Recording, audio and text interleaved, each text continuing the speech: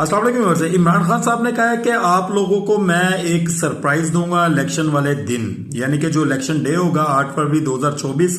इमरान खान साहब कह रहे हैं इलेक्शन की अनाउंसमेंट के बाद कि जो उनके कैंडिडेट्स हैं वो कितनी तादाद में उन्होंने विन किया है और वो बताएंगे, उसके बाद वो सरप्राइज क्या होगा। ज्यादातर जो इसमें पेशन गोइयां हो रही है, जो इसमें लोग अक्स करने की कोशिश कर रहे हैं कि इमरान खान साहब जो है वो अपनी जमात को किसी ऐसी जमात के साथ मुंसलिक करेंगे कि वो आम आवाम के लिए एक सरप्राइज होगा।